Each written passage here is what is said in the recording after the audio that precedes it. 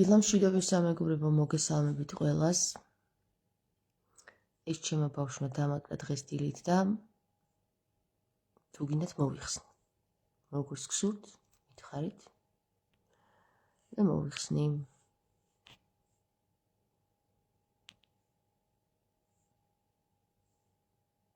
მაგრამ რადგან ჩემო ბავშვმა დამაკრა, მეგობრებო, არ მოვიხსნი იქამდე, სანამ არ მეთქვით არ გვინდა თამარ, ეგ მოიხსენი. ეხლა მიგეთქვით რატო.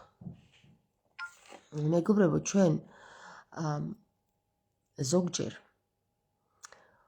ბევრ რამეს ვერ ვხედავთ. თუმცა ბავშვები ამას ხშირად ინტუიციურად ძალიან კარგად ხედავენ ხოლმე და აკეთებენ ისეთ რაღაცეებს, რაც ჩვენთვის აუხსნელი და ალოგიკურია.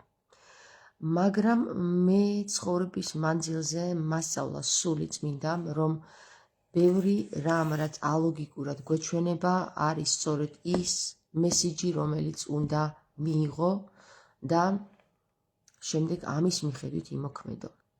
ესა თუ ის საკითხი, თუნდაც შინაგანი ალქიმიის პროცესი, რომელიც აი ზუსტად ის არის, რასაც ბავშვი იგრძნობს და აკეთებს იმისათვის, რომ აი ეს რაღაცა დაგაკრას შუბლზე. მისთვის არ არის ჩარჩო, რომ არა ეს არ შეიძლება და ეს კარგი არ არის და ლამაზი არ არის და რას ბავშვობ და რას რაღაცა და რას რაღაცა.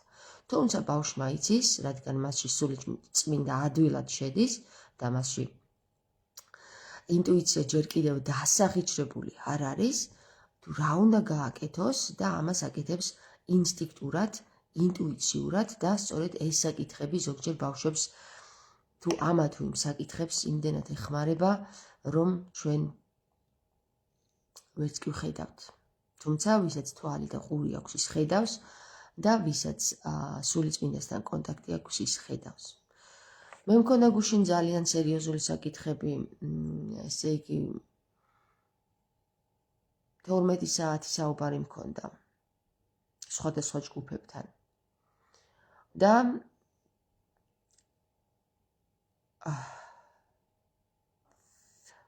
და ამაზე ვისაუბრებ, ახლა მე ჩემი დასკვნები რა გამოვიტანე.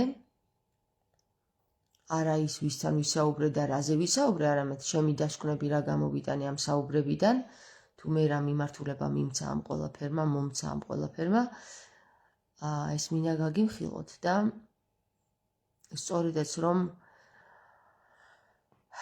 ტარიელთან უნდა მივიდეთ ვეფხისტყაოსნის თავარ პერსონაჟთან. აი ამაზე ვისაუბრებ ახლა დღეს. შემომიერთდით და თუ არ მოგწონთ ეს რაღაცა, ხო, რაც ჩემო ბავშვმა დამაკრა, რომელიც შესაძლოა მიცავდეს რაღაცა ბოროტისგან, მე ესე ვთვლი, თორემ ბავშვს არ მოუვაჟკუათ, რომ რამე გააკეთოს სულიწმინდის გარეშე. თუ არ მოგწონთ, მითხარით და მოვიხსნი აი ამ ლურჯ არ ვიცი რა არის. სამკაულს, წებოვან სამკაულს. უბრალოდ მინდა თავი მოუყარო ისეთ ვითარებას, რაშიც დღეს სრულიად საქართველოს მოსახლეობა იმყოფება, მე ვამბობ სრულიად საქართველოს მოსახლეობა და არა მხოლოდ ქართველი. რამე თუ სრულიად საქართველოს მოსახლეობაში შედიან უამრავი ეთნიკური ჯგუფები და მათ შორის ქართველებიც. ანუ იბერიელები, ანუ ჰეთები, ანუ სხვადასხვა კუთხეებიდან მომდინარე ადამიანები, რომლებიც როგორიც არიან სვანები, მეგრელები, რაჭველები, თუშები, ხევსურები, იმერლები და ასე შემდეგ. ყველას არ ჩამოვთვლი. იგულისხმება ქართველში, მათ შორის ლაზებიც და მათ შორის ინგუშებიც, მათ შორის სომხებიც და მათ შორის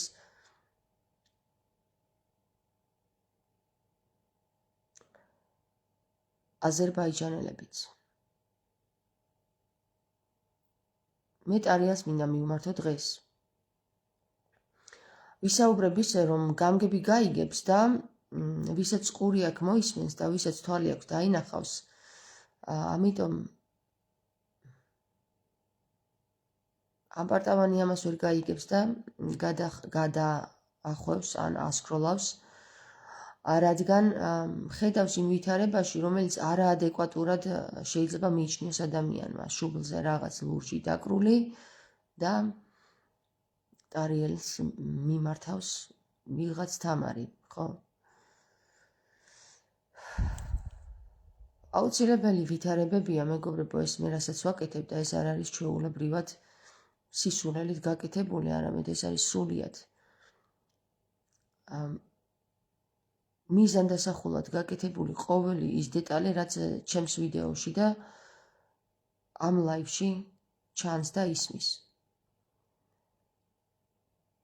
შესაბამს ვაკეთებ, ხვდებით ხომ ალბათ?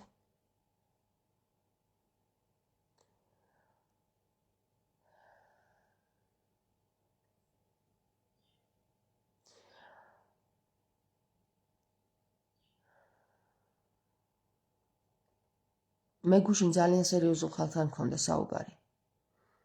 დაწყებული ქართველი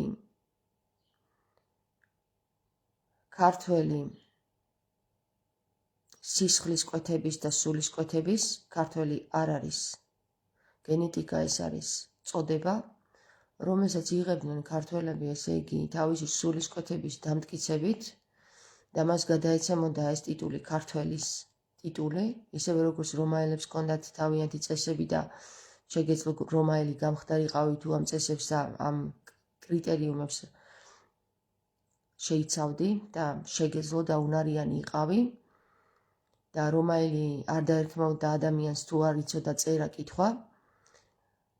ასევე იყო ქართველის ტიტული, თუ დაამტკიცებდი შენ თავს როგორც ქრისტეს საძმოს, მას გადაეცემოდა ეს ტიტული, რომ ის არის ქართველი. ქართველი, ასევე ქართული, ანუ რთველი. მე ვენახეზეა, მეგობრებო, საუბარი და ვისაც ისმის. აქ არ არის კვანტიტეტზე საუბარი, აქ არის კვალიტეტზე საუბარი მსმენელისა. ქრისტეს არ ყავდა ბევრი მსმენელი, მაგრამ ყავდა კვალიფიცირებული მსმენელი, რომელმაც იყო ეს ერთი კაცი თუ ორი, შეისწავლა ის, რაც ქრისტემ ჩამოიტანა დედამიწაზე. ასევე არის, მეგობრებო, ჩემ შემთხვევაში მე არ მოვითხოვ მაყურებელთა ზღვას, არამედ ჩემი მაყურებლის რაოდენობა განისაზღვრება იმ ხარისხით, რა ხარისხშიც ადამიანი სულიწმინდასთან კავშირშია. მხოლოდ მას ესმის ეს სიტყვა, რაც ჩემი პირიდან გამოდის, სხვა შემთხვევაში სისულელეთ ჩათვლის იმ საკითხებს, რასაც მე განვიხილავ და არც ეს არის გასაკვირი და არც მე მწყინს ამის.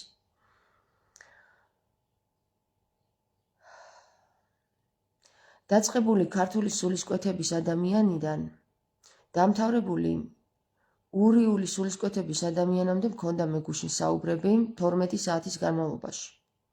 საკმაოდ დატვირთული დღე იყო, სადაც 12 საათის განმავლობაში ისევ როგორც უნდა მიმეღო ინფორმაცია, ასე უნდა გამეცა და ეს იყო ძალიან დამღლელი. თუმცა მადლობა უფალს, მე შემაძლებინა.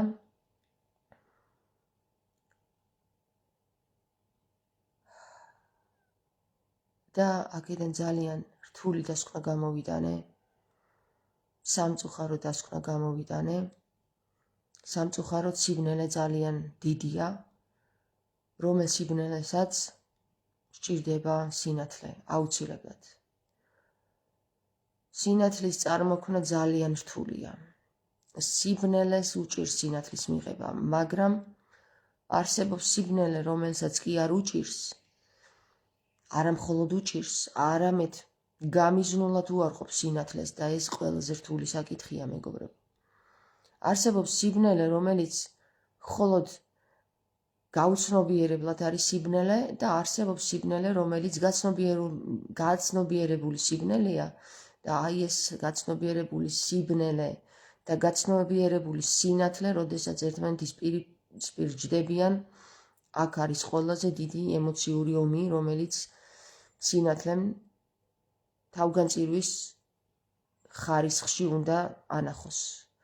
თუ სინათლე თავგანწირვას ვერ შეასრულებს, სიბნელე ვერასდროს ვერ აღიარებს მას. ასევე სინათლე ვერასდროს ვერ აღიარებს სიბნელეს, რომელიც გამიზნულად უარყოფს სინათლეს. ამიტომ სინათლეს აქვს ერთი ძალიან რთული დავალება, რომ სიბნელეში, რომელიც გამიზნულად უარყოფს სინათლეს, მასში შეიტანოს ნაპერწკალი. რომელი ნაპერწკალიც თქვენ იცით, ნაპერწკალი არ არის ადვილი ასატანი სიბნელისთვის, რადგან ის მტკივნეულია. მას შესაბამისად სინათლეს უწევს ძალა უნებურად, რომ არა ძალადობის ხარისხში, არამედ ტკივილის ხარისხში შეიტანოს სიბნელეში ნაპერწკალი.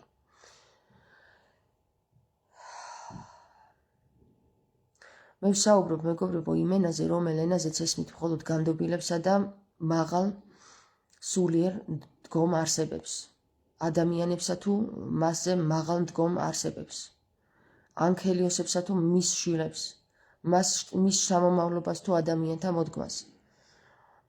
ადამიანთა მოდგმა ნაკლებად იგებს იმას, რასაც მე ვსაუბრობ, ამიტომ ვსაუბრობ იმ ენით, რომელი ენითაც საუბრობენ ანქელიოსები და ანქელიოსების მოცემულ სიბრძნით იგებენ მხოლოდ შვილები, რომლებიც ანქელიოსების მიერ არიან დედამიწაზე მოვლენილი, არა მხოლოდ სულიერი სახით, არამედ მათში ანქელიოსების ფიზიკური ნაწილიც არის. და ამიტომ მე ახლა დავიწყებ იმ ხალხზე საუბარს, რომელიც იდგა ანქელიოსთა და ადამიანთა შორის, რომელთაც ქვიათ შუან. თუ გაიგებენ ის ხალხი, რომლებიც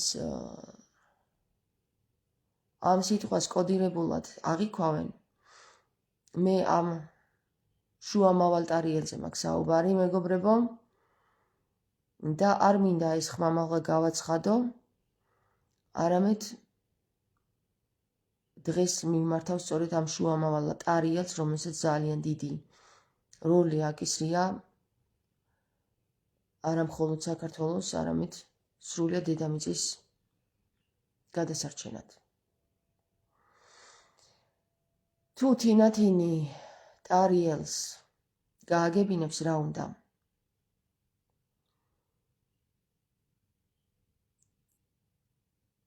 თუ ტარიელი შეასრულებს თავის დავალებას და ქაჯეთის ციხეში გამოკეტილ ნესტან დარეჯანს გაათავისუფლებს,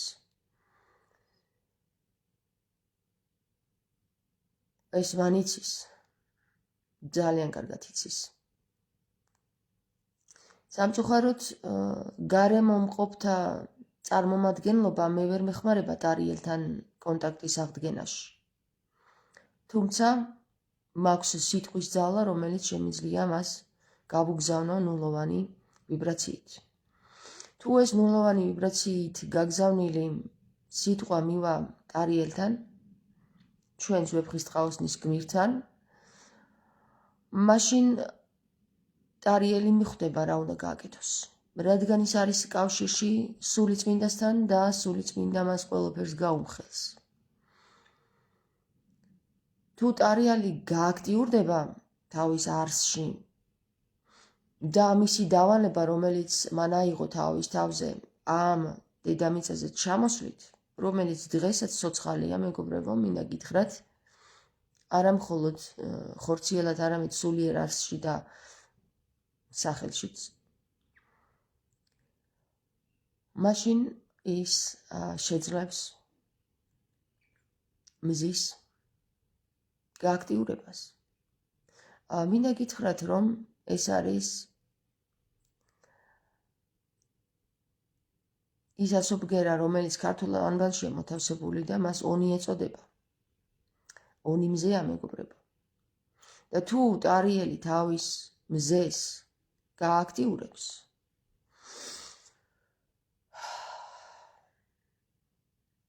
მაშინ შესაძლებელია თამარის გაცოცხლება. დიახ, მეგობრებო, თუ თამარი გაცოცხლდა, ეს დაუსვავს წერტილს ყველა იმ საკითხს, რომელიც საკითხიც დღემდე კაცობრიობას ერთმანეთს ამტერებდა, ის გაურკვევლობა თუ ვინ ვარ მე და არამე არამეულში იყო და ეს მევა წერტილი, რადგან წერილობითი გზავნილი, რომელიც სულიწმინდის მიერ ქართულ ერს ეკუთვნის და არა მხოლოდ ქართულ ერს, ქართულმა ერმა უნდა შეძლოს ებრაელთა ერის სასუფეველში შეყვანა. სასუფეველში შეყვანა არ ხდება ფულით და არ ხდება მოსყიდვით, სასუფეველში შეყვანა ხდება სიტყვის ძალით, სიბნელეში სინათლის შეტანით. თუ ქართული ერი თავის მისიას, რომელიც აკისრია და რომელიც გადასცა ღმერთმა, რისთვისაც ეს მიწა ქართულს გადასცა ღმერთმა, რომელიც ქართულს პირდაპირ მნიშვნელობით აკისრია ქრისტეს მისია, რომ მან სიტყვის ძალით შეიტანოს სიბნელეში ნათელი, ანუ მზე, მაშინ ქართველი შეძლებს იმ პირობას, რომელიც აღუთქვა ქრისტეს, ღმერთს და რისთვისაც ქართველს ქართველი ეწოდება და მიღებული აქვს ეს ტიტული და არასრულებს. ამისათვის ვერ შეგვპირდება ჩვენ უზენაესი ძალა, რომ რამით დაგვეხმარება. თუმცა თუ ქართველი თავის მისიას ხელში აიღებს და რისთვისაც ეს ტიტული მიიღო და რას ეს სახელი, რა ტიტულსაც სახელი წოდებაში ამჟღავნებს, ამ ტიტულის მატარებელი ადამიანი ვალდებულია, არა მხოლოდ დავალებული, არამედ ვალდებული, რომ თავისი საქმე აკეთოს და არა მხოლოდ ნელთბილად შეხვდეს ამ საკითხს, არამედ ცეცხლოვანი ენერგიით. ცეცხლოვანი ენერგია არის არა ხმალი და არა ბომბი და ატომური ბომბი, არამედ ცეცხლოვანი ენერგია არის ის ცეცხლი, რომელიც უნდა აინთოს თითოეული ქართველის გულში, რომელსაც ამდენ ხანს ელოდება ქრისტე და რომელსაც ცვლიან იმ ცეცხლით, რომელიც ყოველ წელს გადმოედინება ცრუ სახით იერუსალიმში, ცრუ მიწაზე და აღთქმულ მიწაზე ქრისტე კი ელოდება უკვე 2000 წელია, როდის აინთება ეს ცეცხლი და გადმოვა ქართველებში რამე თუ საბოლოოდ შეძლოს მან ჩვენთან შემოერთება. თუ ქრისტე ვერ ხედავს ჩვენს გულებში ცეცხლს, გულებში ვიძახი და არა თავებში, თუ უნის შინ გულში, ანუ უშგულში ცეცხლი არ გადმოვიდა, უნის შინ გულში ცეცხლი არ გადმოვიდა, ვერც ქართველი ხალხი შეძლებს გადარჩენას და ვერც სხვა ეროვნების წარმომადგენელი, რომელიც საბოლოო ჯამში ყველანოედან მოვედინებით. ვიღაცა ეროვნებაზე საუბრობს და მე ვსაუბრობ ნოეს წარმომავლობაზე. ნოეს წარმომავლობა არის ნოეს წარმომავლობა, რომელიც არის სრულიად საძმოს მიხედვით შემდგარი და არა გაყოფილი. ის მოდის ერთი კაცისგან, რომელიც წერილების მიხედვით გადარჩა წარღვნის დროს და ესენი არიან ყველა ის ადამიანი, ვინც დედამიწაზე არსებობს. განსაკუთრებით შუანნი. და სად მოვძებნოთ ტარიელი თუ არა შუანში. ამიტომ ჩემი ნულოვანი ვიბრაციით გაგზავნილი ეს მესიჯი სწორედაც უნდა მივიდეს შუან ტარიელთან. მიმხედრი მიხვდება და თუ ვერ მიხვდება, მაშინ უკვე დაგვიანებულია ყველა ინფორმაციული ველის აღდგენა.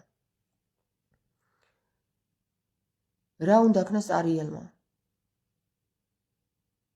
შეფარვით უკვე ვთქვი, თუმცა კიდევ დავაზუსტებ, ტარიელს აქვს მზე და უბრალოდ უნდა გამოანათოს. გააქტიურე მზე და შემდეგ გიკარნახებს გული. უშგული. ანუ უნის შინგული. დიახ. მეტი არაფრის თქვა შემიძლია ახლა ამ წამს.